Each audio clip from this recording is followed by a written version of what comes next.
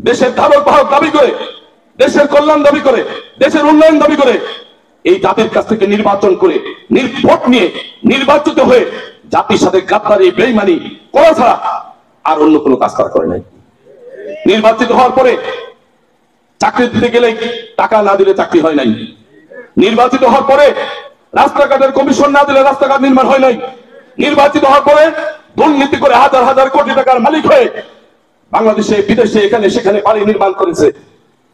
তারা কিন্তু কেউ ওলামা ইকরাম না, তারা কেউ ওলামা ইকরাম না, তারা কিন্তু দেশপ্রেমিক দাবি করে তারাই আপনাদের পক্ষে নির্বাচিত হয়েছে।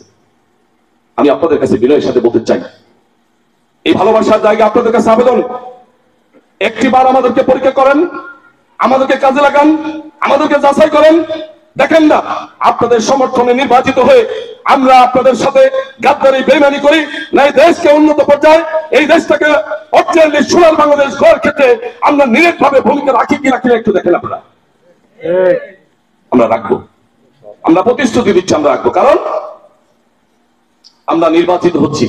আবুল ভাই বলেছেন, আমি আবারও বলি, আমি নির্বাচন করছি, আমার দলের সমস্ত কর্মীরা যা টাকা দিচ্ছে আমি সেম টাকা দিচ্ছি। আমার জমি গাড়ি বাড়ি বিক্রি করার কোনো প্রয়োজন নেই।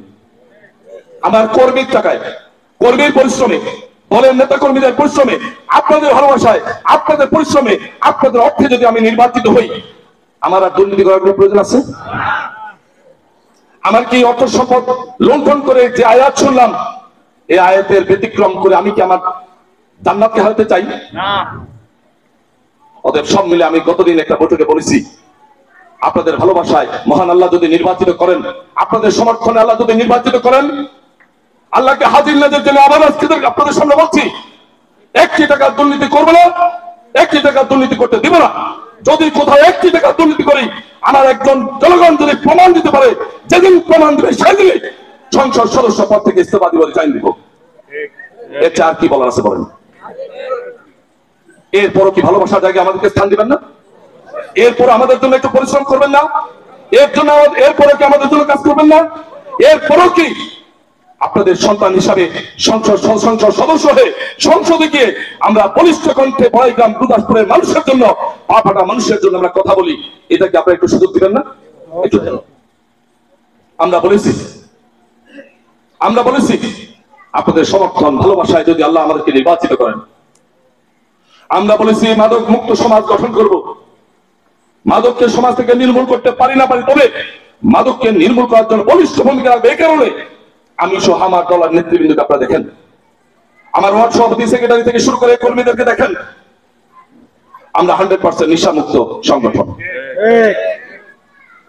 নেশা যারা বিক্রি করে, যে সমস্ত ডিলার ক্ষমতাসীন চেয়ারে না বসা পর্যন্ত ক্ষমতার অংশ বিশেষ, ক্ষমতার ছত্রছায়া না পেলে কখনো তারা ডিলারগিরি করতে পারে না।